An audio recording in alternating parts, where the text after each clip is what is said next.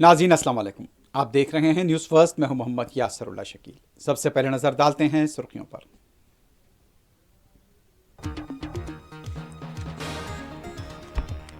दस्तूर पर आज भी लोकसभा में होंगे मुबाहस। वजीर आजम शाम में देंगे जवाब। पीर को one nation one election bill पेश किया जाएगा।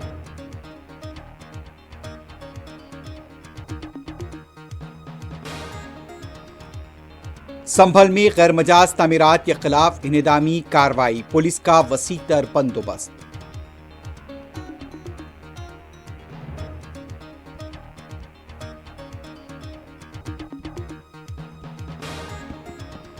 महाराष्ट्र के नंदुरबार में शरपसंदों की तरफ से मस्जिद में दाखिल होकर अजान को रोक दिया गया।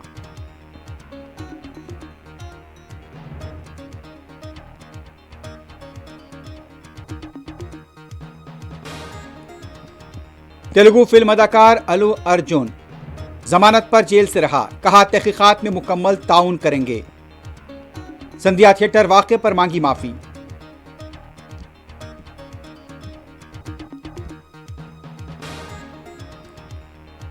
दिल्ली के बाज स्कूल में आज फिर बम रखे जाने का ईमेल, पुलिस और बम स्क्वाड की चौकसी।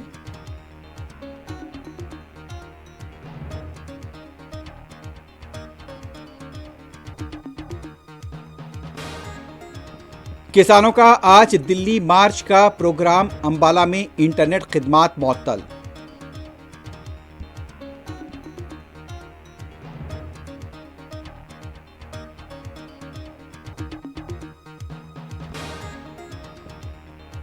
गाजा पट्टी पर यहूदी फौज के हमलों में मजीद 30 से ज्यादा फलस्तीनी बशमूल बच्चे शहीद। इसराइली इलाकों पर रॉकेट हमले, सैरनों के बजने से अफरा तफरी।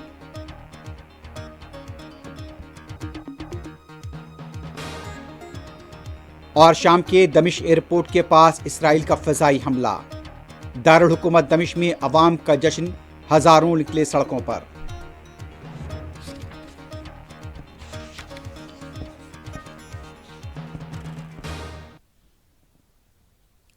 सुर्खियां आपने देखी है। बढ़ते हैं खबरों की तफसील की तरफ। सबसे पहले बात करते हैं पार्लियामेंट की। पार्लियामेंट में दस्तूर पर आज भी मुबाहस जारी रहेंगे। बताया जाता है कि लोकसभा में आज मुबाहस होंगे। वजीर आजम नरेंद्र मोदी शाम में जवाब देंगे। इस दौरान में ये इत्तलात मिल रही है कि one nation one election bill को पीर 16 दिसंबर को लोकसभा में पेश किया जाएगा। दूसरी तरफ आज ऐसी भी इत्तलात मिल रही है कि जो खबरें आ रही हैं कि यहां पर प्रियंका गांधी की तरफ से जो तकरीर गुज़िश्ता रोज की गई थी संविधान को लेकर, आईन को लेकर, उस सिलसिले में वजीर आजम आज जवाब देंगे। उसके अलावा ये बताया जा रहा है कि अर्जुन सिंह मेघवाल जो कि मरकजी वजीर हैं, वन नेशन वन इलेक्शन का भी लोकसभा में 16 दिसंबर को पेश करेंगे। और एक तरह से गुज़िश्ता रोज भी दस्तूर को लेकर जिस तरह के अपोजिशन अरकान की तकारीर हुई, मोदी हुकूमत को निशाना बनाया गया था। यह भी बताया जा रहा है कि जम्मू कश्मीर तरमीमी बिल, यूनियन टेरिटरी एक्ट के लेकर यहाँ पर आज यानी कि पीर के दिन की इत्तलात मिल रही हैं कि यह बिल पीर के दिन पेश हो सकता है। लेकिन उसकी तरफ आज जो मुबाहस होंगे, आज भी यहां पर लोकसभा में दस्तूर को लेकर गर्मा गर्म मुबाहस का इम्कान है।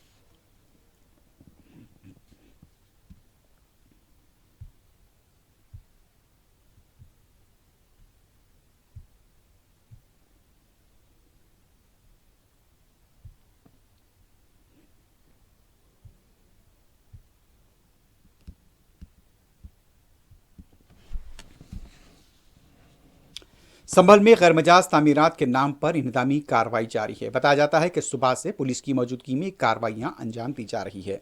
और जिस तरह से इससे पहले अदालतों की तरफ से हुक्म आया था, लेकिन अब देखा गया है कि अब इसे गैर मजाज तामीरात बनाकर इसे मुनद्दम किया जा रहा है।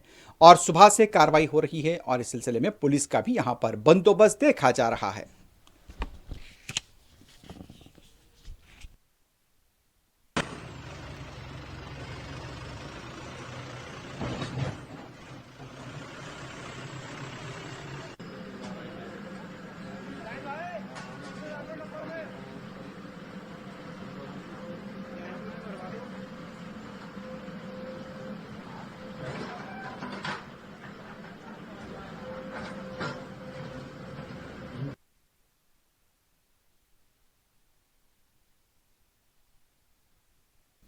महाराष्ट्र के नंदुरबार का एक अफसोसनाक वीडियो मंजर पर आया है। बताया जाता है कि यहाँ पर मस्जिद में अज़ान हो रही थी और एक शरपसंद यहाँ पर दाखिल हो गया और यहाँ मस्जिद में मौजूद अफराद को और मौज़िन के साथ नाशाइस्ता कलिमात अदा करने लगा और फिर उसके बाद ये बताया जाता है कि यहाँ पर अज़ान को रोकने की कोशिश की गई है। सोशल मीडिया पर अज़ान का ये मंजर वायरल हुआ है। बताया जाता है कि इस सिलसिले में अभी तक कोई कार्रवाई नहीं की गई है, लेकिन मस्जिद में उस वक्त सिर्फ चंद लोग मौजूद थे और जब यहाँ पर मौजिन अज़ान देने के लिए खड़े हुए, अज़ान दरमियान में ही थी, अचानक एक शरपसंद अंदर दाखिल हो गया और वहाँ मस्जिद में मौजूद अफराद से कहने लगा कि फौरी अज़ान बंद की जाए। तो इस तरह से गुज़िश्ता रोज़ दस्तूर के लिए जिस तरह से मुबाहिस हुए, वहाँ पर कई अरकान की तरफ से ये बात कही गई कि मुल्क में अक़लियतों बिलखुसूस मुसलमानों को किस तरह से हरासा किया जा रहा है। लेकिन जब यहां पर बात आती है, अखिलेश यादव ने कहा था कि मस्जिदों के नीचे मंदिर तलाश करते हुए बेचैनी का माहौल मुल्क में पैदा किया जा रहा है।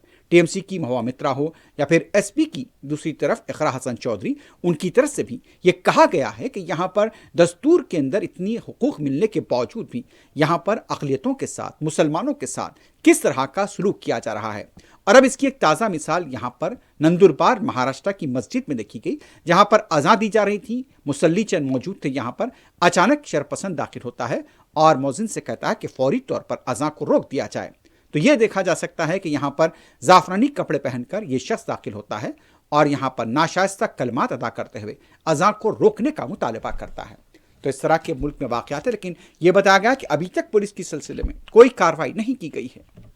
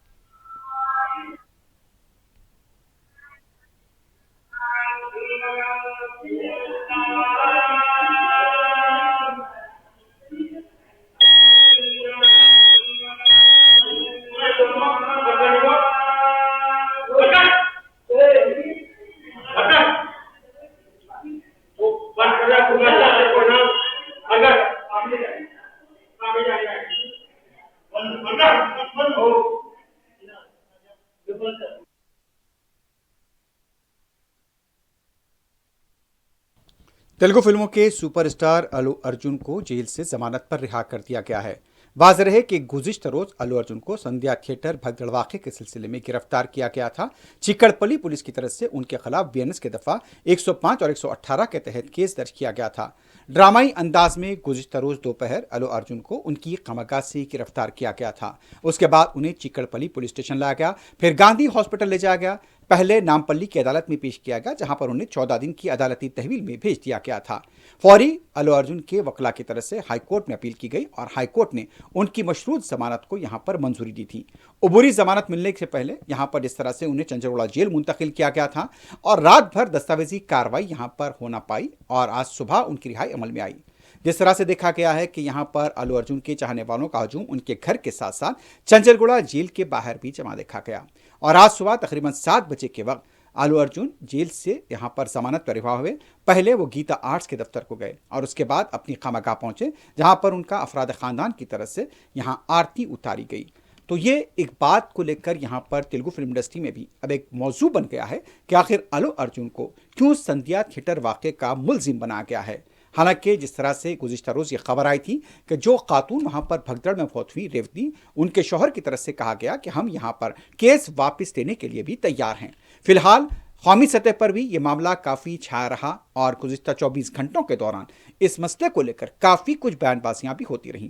फिलहाल यहाँ पर जमानत मिल चुकी है अल्लू अर्जुन को और वो अपने घर पहुंच गए हैं।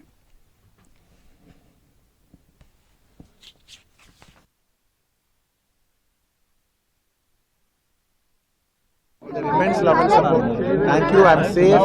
Baane unnanu, nothing to worry. I'm doing well. Thank you very much. And I also like to tell that I'm a law-abiding citizen. I respect the law, and I will cooperate with them, and I'll do the needful.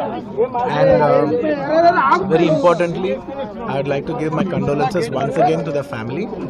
It is very, very unfortunate that we went to watch a film and there was an accident, that is totally unintentional. Went to watch a movie and, due to an unfortunate accident, there's been a loss of a person. And we're always very sorry for whatever's genuinely happened. And it's purely out of my personal control. And I've been doing that for the last 20 years. Last 20 years I've been going to watch my films, and I've been to that place not just only for my film, for my uncle's films. I've been there more than 30 times in my life, and never something like this has ever happened. It is purely accidental, purely unfortunate, and I will be there for the family to support them in whatever way I can. We can never cover the loss of the death of a person, but in whatever possible way I will be there for the family to support them. And once again, I like to thank each and every one of you from all over. बहुत शुक्रिया सबके लिए, अंदर की प्रति ఒక్కరికి చూసే ప్రతి ఒక్కరికి ధన్యవాదాలు తెలియజేసుకుంటున్నాను. థ్యాంక్ యూ అండి, థ్యాంక్ యూ.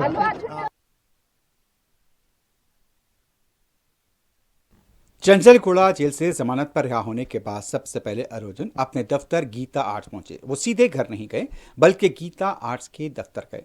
ये बताया जाता है कि उनके वालिद भी तकरीबन रात 1:30 तक वहां पर मौजूद थे, लेकिन उनकी रिहाई नहीं हुई तो वो कैब के जरिए, टैक्सी के जरिए वापस घर लौट गए। लेकिन आज सुबह के अवलीन सातों में तकरीबन 5 बजे के दरमियान वो जेल के पास मौजूद थे।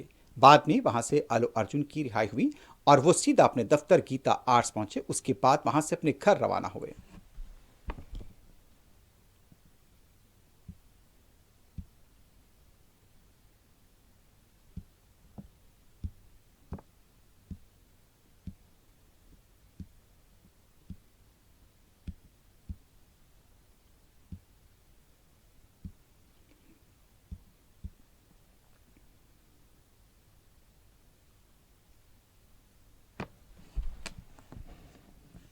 इससे पहले अल्लू अर्जुन के वकील की तरफ से ये कहा गया कि जमानत के अहकाम जारी होने के बावजूद भी उन्हें गैर कानूनी तौर पर महरूज रखा गया।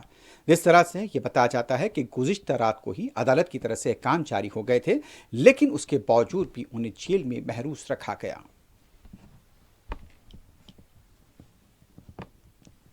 Order copy from the High Court only. Despite receiving the order copy, they did not release. Now you should question the government and the department why they have not released the accused. High Court order is very specific that forthwith the moment you receive the order, you have to release an essay. Despite clear order, they did not release. Now they have to answer. జైల్లో ఉండకూడదని చెప్పేసి కూడా high court ఆదేశాలు ఇచ్చింది. ఉన్నదండి. That కానీ is కూడా ఇప్పుడు ఉన్నది. దీని ఏ విధంగా మరి తీసుకుంటారు? we have to take further steps and legally what is permissible we will take. Sir, what is are you going to initiate any legal action? Yes, regarding definitely. This is an illegal arrest, illegal detention. We will take legal steps and take. Okay. But as of now, he has left from the. Yes, he has been released. మీకు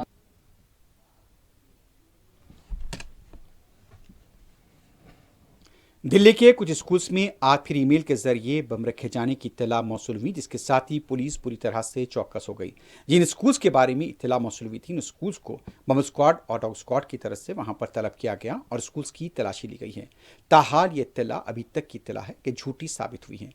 वाज़ेह है कि गुज़िश्ता 2 दिनों के दौरान मुसलसल इस तरह की ईमेल मौसूल हो रहे हैं और इससे पहले भी तकरीबन 40 स्कूल्स को लेकर इस तरह की इत्तलाई थी। गुज़िश्ता रोज 6 स्कूल्स और आज फिर चंद स्कूल्स को लेकर इत्तला है कि वहां पर ईमेल के जरिए बम रखे जाने की इत्तला दी गई थी। पुलिस पूरी तरह से चौकस है।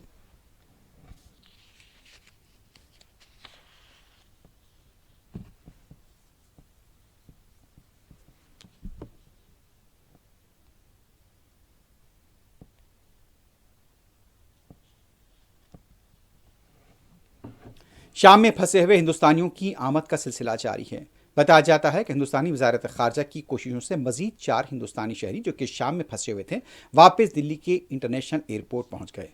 इस मौके पर मीडिया से बात करते हुए उनका यह कहना था कि वजारत खारजा की तरफ से उनकी आमद की उनकी यहाँ पर आने के लिए इंतजाम किए गए। उन्होंने ये भी बताया कि यहाँ पर गुज़िश्ता कई दिनों से शाम के हालात को लेकर वो फिक्रमंद थे। इस दौरान हिंदुस्तानी वजारत खारजा की तरफ से उनकी मुल्क वापसी को यकीनी बनाया गया है।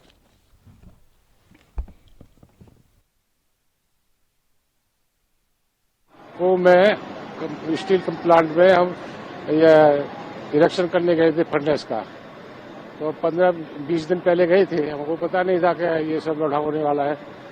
उसके बाद में अभी लफड़ा हो गया शुरू, तो इंडियन एम्बेसी ने हमको यहाँ से निकाल के भाई चलो तुम इंडिया चलो। फिर वो हमारे को वहाँ से लेके आए और बैरूत में रखा, लेबनान में, लेबनान से दोहा से दिल्ली आ गए।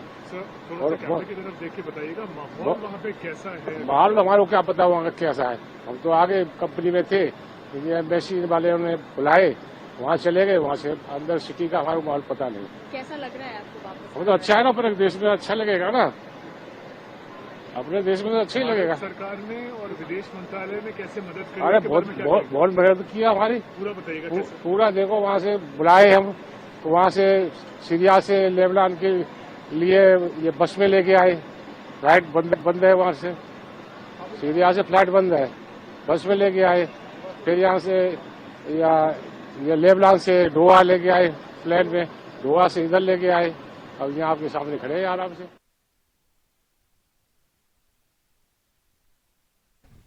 किसानों की तरफ से आज फिर दिल्ली मार्च का ऐलान किया गया है। वाज़ेह है कि इससे पहले भी किसानों की तरफ से कोशिश की गई थी दिल्ली तक मार्च करने के लिए, लेकिन उन्हें रोक दिया गया था।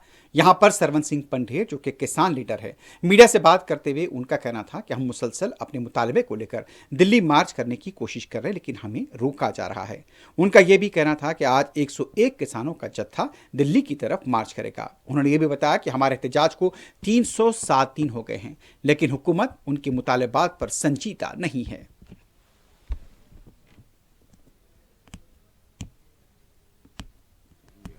हाँ, देखिए, पूरे देश हित में देश के किसान मजदूर के लिए कारपोरेट हमारी खेती मंडी को खत्म ना कर दें और किसान की पैदावार, उसकी उपज का उन्हें खरीद का गारंटी कानून मिले। खेतीहर मजदूर को 200 दिन नरेगा और अन्य मांगों को लेकर आंदोलन 307वें दिन में पहुंच चुका है और अमर अनशन इस समय 19वें दिन में पहुंच चुका है।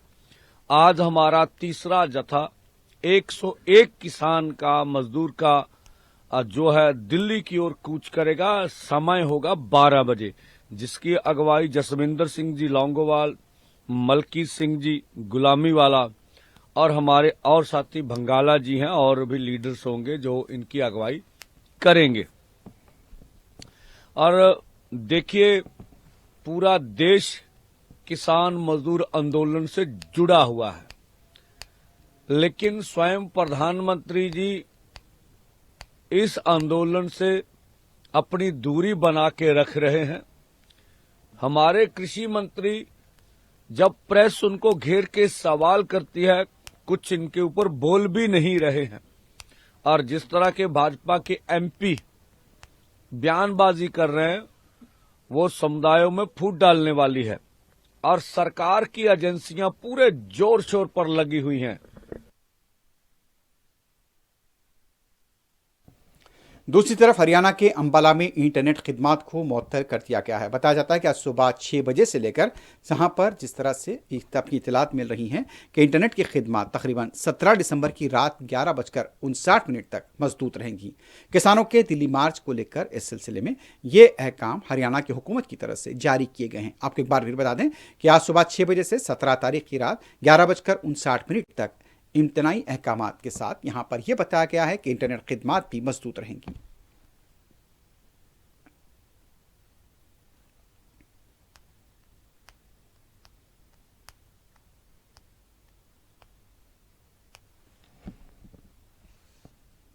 अब बात करते हैं जम्मू कश्मीर के मौसम की। श्रीनगर में दर्जे हरारत में गैर मामूली गिरावट देखी जा रही है। गुज़िश्ता एक हफ्ते से वादी कश्मीर की वादियां जिस तरह से देखा गया है कि बर्फ से ढकी हुई देखी गई थी, अब दूसरी तरफ ये इत्तलात मिल रही हैं कि दर्जे हरारत में भी नुमाया कमी देखी गई है। तकरीबन कम से कम दर्जे हरारत यहाँ पर -3 डिग्री तक चला गया है। डल झील के बाज़ इलाकों में यहाँ पर झील मुंजमद भी देखी गई है।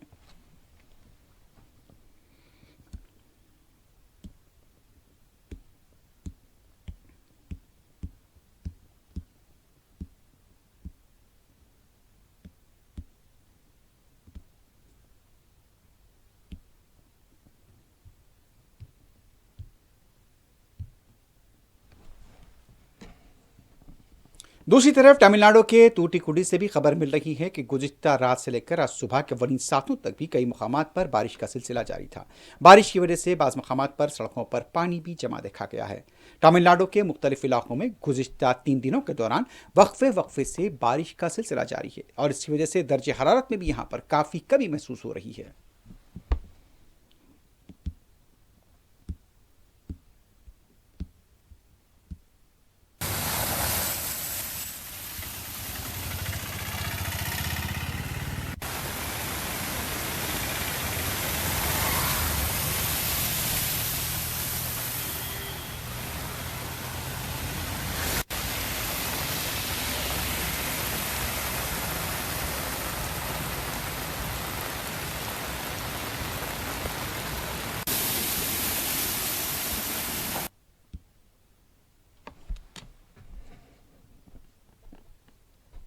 इंडियन एयरफोर्स यानी कि हिंदुस्तानी फ़िज़ाइया की मुख्तलिफ शाखों में तरबियत मुकम्मल करने वाले कैडेट्स की पासिंग आउट परेड हैदराबाद में मुनक़िद हुई है।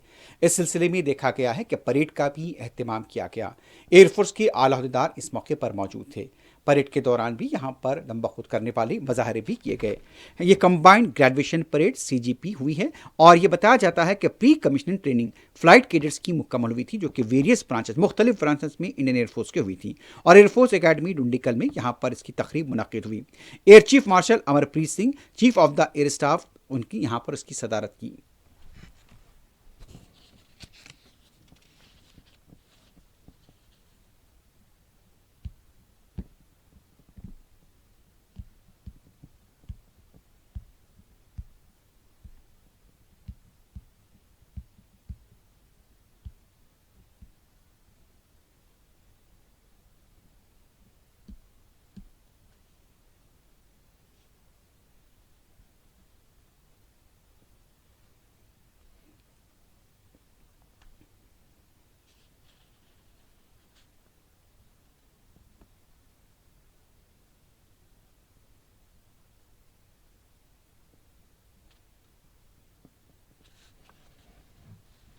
तेलंगाना जगतियाल के सरकारी हॉस्पिटल का एक वीडियो वायरल हो रहा है।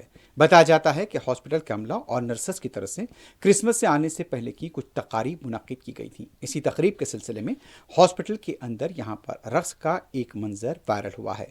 इस सिलसिले में जब इत्तला आम हुई, वीडियो वायरल हुआ, तो कलेक्टर की तरफ से इस मामले की तहकीकात का हुक्म दिया गया है। लेकिन दूसरी तरफ हॉस्पिटल के इंतजामिया का यह कहना था कि इस सिलसिले में इजाज़त ली गई थी, लेकिन अभी इसके वायरल होने के बाद इसकी तहकीकात जारी हैं।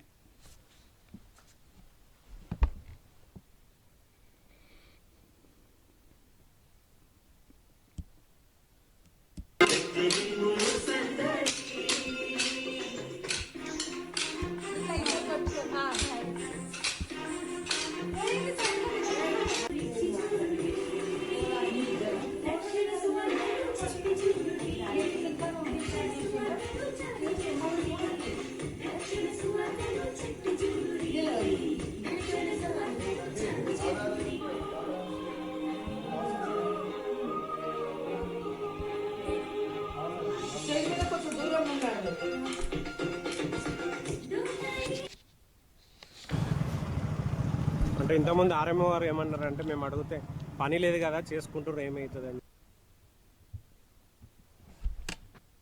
अब बढ़ते हैं बैनुल-अक़वामी खबरों की तरफ। सबसे पहले बात करते हैं गजा की। गजा पर यहूदी फ़ौज के हमलों में मजीद 30 से ज़्यादा फ़लस्तीनी शहीद हुए हैं। 24 घंटों के दौरान नुसीरत कैंप के अलावा मुख्तलिफ इलाकों पर यहूदी फ़ौज ने वहियाना बमबारी की है। एक से एक दिलखराश मनासिर देखे गए हैं। मासूम बच्चों को जख्मी हालत में और बाज़ की लाशें मलबे से निकाली गई हैं और आज सुबह तक भी मलबे से जख्मियों के और लाशों के निकलने का सिलसिला जारी था। एक से एक दिलखराश मनासिर। गुज़िश्ता साल 7 अक्टूबर से लेकर आज तक जिस तरह के मनासिर देखे गए हैं, हर गली यहां पर मलबे में तब्दील हो चुकी है और मुसलसल यहूदी फौज की बर्बरियत जारी है। तकरीबन 45,000 के करीब फलस्तीनी शहीद हुए हैं, जिनमें निफ्स बच्चे बताए जा रहे हैं। दुनिया खामोश तमाशा देख रही है। हर तरफ मैयतें, जनाजे अगर गाजा की सड़कों पर जाए तो नजर आते हैं।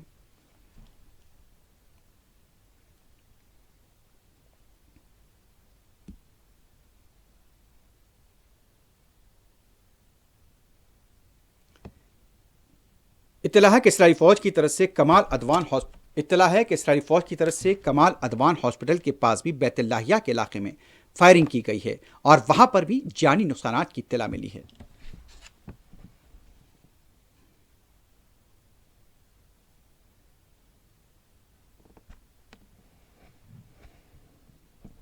जनूबी इसराइल के मकबूजा इलाके अश्किलून और दूसरे मुकामात पर भी रॉकेट हमलों की इत्तला मिल रही है। बताया जाता है कि मज़ाहमतकारों की तरफ से ये रॉकेट हमले किए गए, उसके बाद अफरा तफरी हुई है और यहाँ पर ख़तरे के सायरन सुने गए हैं। ख़तरे के सायरन सुने जाने के बाद एक तरह से अफरा तफरी का माहौल यहाँ पर देखा गया है।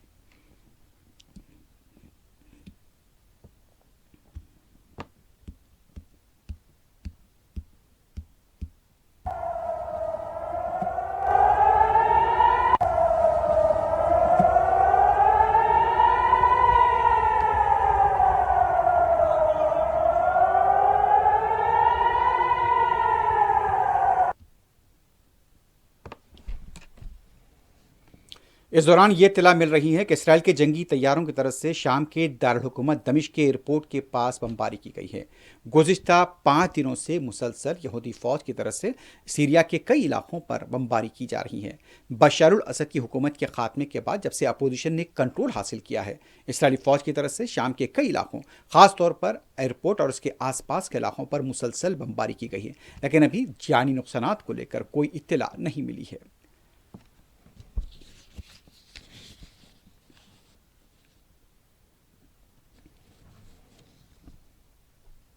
दूसरी तरफ शामी अपोजिशन तहरीर अल शाम के सरबराह रहनुमा अहमद अल जुलानी की तरफ से सीरिया के अवाम से जश्न मनाने की अपील की गई थी। उसी अपील के पेश नज़र गुज़िश्ता रोज़ जुमे की नमाज के बाद मुल्क के मुख्तलिफ शहरों से यहाँ पर जश्न की इत्तलात मिल रही हैं।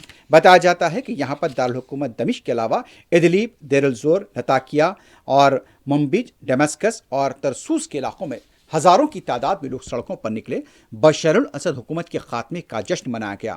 ख़ास तौर पर यह बताया गया है कि खालिद बिन वलीद मस्जिद और बनु उमैया मस्जिद के पास भी, जहां पर कभी पाबंदियां थीं, वहां पर भी हज़ारों की तादाद में लोग सड़कों पर देखे गए।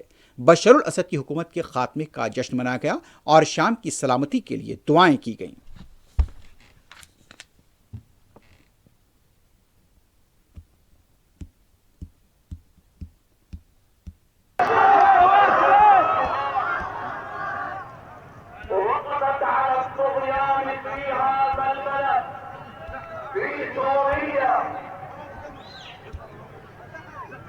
ولقد حسب أعداء الإسلام والمسلمين حسبوا أن سيوفنا صارت خشبا ولكنها عادت مدافع وصواريخ وطيارات الشاهين التي زلزلت عروش الطغاة في سوريا الحبيبة.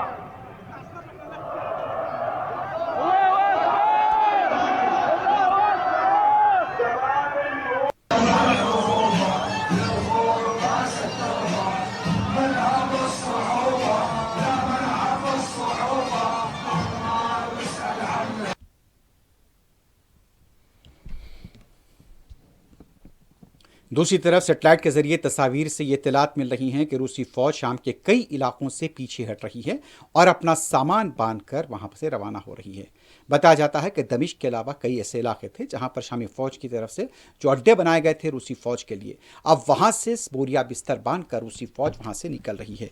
ये इत्तलात मिल रही हैं कि लताकिया के बेस के पास से भी यहाँ पर रूसी फौज का जितना सामान था, जितना इक्विपमेंट था, वो सब यहाँ से जा रहा है। और ये इत्तलात मिल रही हैं कि कई लोगों ने ऐसी फिल्म देखी है या वीडियो बनाए हैं जिसमें यह देखा गया है कि रूसी फौज अब शाम के इलाकों से निकल रही है। तो ये वाज़ेह हो गया है कि रूस भी इस वक्त अब शाम के अंदर मदाखलत करना नहीं चाहता।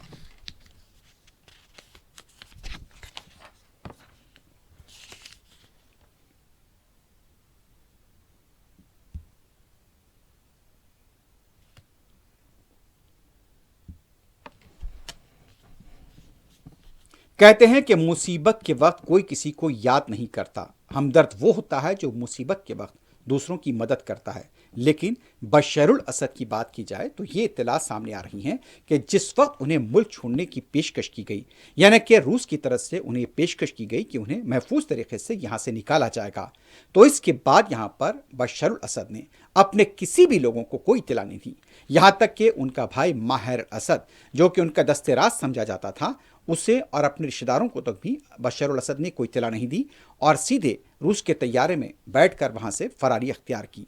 अब ये बताया जाता है कि यहाँ पर कई लोगों का पीछा भी किया गया और इस दौरान में बशरुल असद के बाद करीबी साथी जो खानदान के लोग भी थे, उन लोगों को मौत के घाट उतारे जाने की इत्तला मिली है। लेकिन ताजुब की बात यह बताई जाती है कि अपने सगे भाई माहिरुल असद को भी बशरुल असद ने कोई इत्तला नहीं दी थी। बाद में माहिरुल असद किसी तरह यहाँ पर लेबनान से अबूर होकर सीधे वो अब रूस पहुंच गए हैं।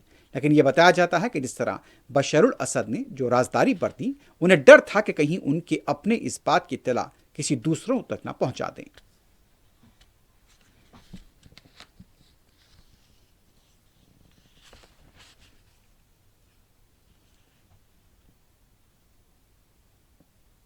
अमेरिका के वजीर खारजा एंटोनी ब्लिंकन ने अपने मशरिक़ी वस्ता के दौरे के आखिर में इराक के वजीर आज़म से बगदाद पहुंचकर मुलाकात की है। बताया जाता है कि शाम में जो नई तब्दीलियां हुई हैं, उस सिलसिले में दाइश के मुमकिना सरगर्मियों के बढ़ने के तनाजुर में एंटोनी ब्लिंकन की इराक के वजीर आज़म और इराक में मौजूद फौजी अहदेदारों से बातचीत हुई है।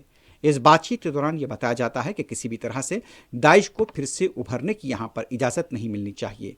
इस तरह से ये देखा जा रहा है कि शाम में जिस तरह से अपोजिशन का कब्जा हुआ है, अब ये खदशात यहाँ पर देखे जा रहे हैं कि कहीं फिर से दाइश के अनासिर इराक में सर तो नहीं उठा सकेंगे। इसी सिलसिले में इराक के वज़ीर आज़म से एंटोनी ब्लिंकन की इस बारे में तफसीली बातचीत हुई है।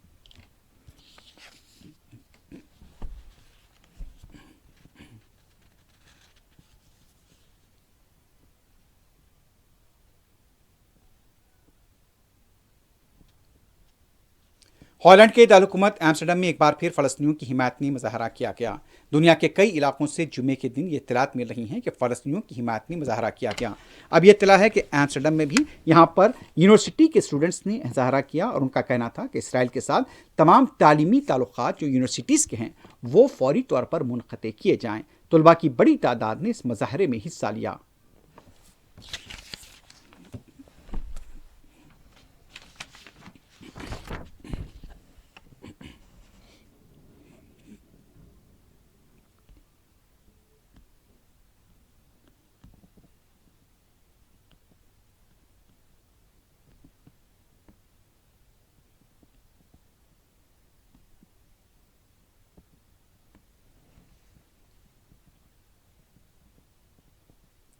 आखिर में सुर्खियों पर एक बार नजर डालते हैं।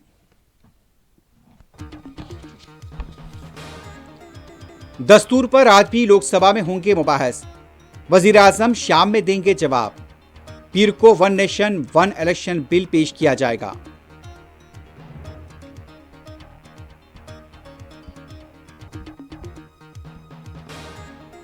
उत्तर प्रदेश के संभल में गैर मजाज तामीरात के खिलाफ इन्हदामी कार्रवाई, पुलिस का वसी तर बंदोबस्त।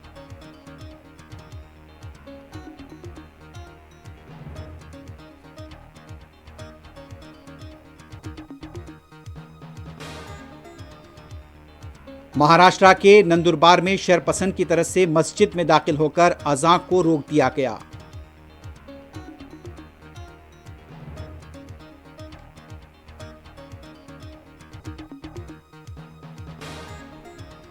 तेलुगु फिल्म अदाकार अल्लू अर्जुन जमानत पर चंचलगुड़ा जेल से रहा, कहा तहकीकात में मुकम्मल ताउन करेंगे। संध्या थिएटर वाकये पर मांगी माफी।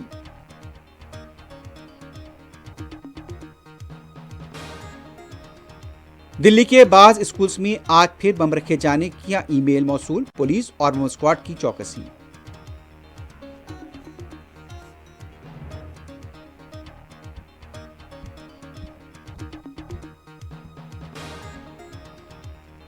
किसानों का दिल्ली मार्च का प्रोग्राम पुलिस चौकस, अंबाला में इंटरनेट खिदमात मुअत्तल।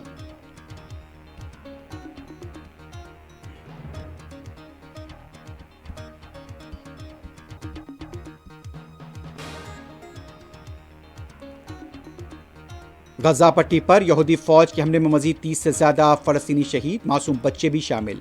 इसराइली इलाकों पर रॉकेट हमले।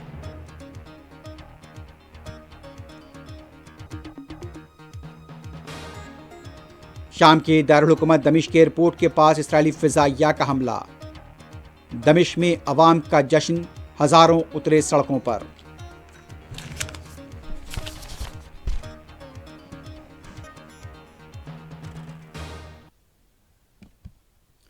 इसी के साथ ही न्यूज़ फर्स्ट अख्ताम को पहुंचती है। अल्लाह हाफ़िज़।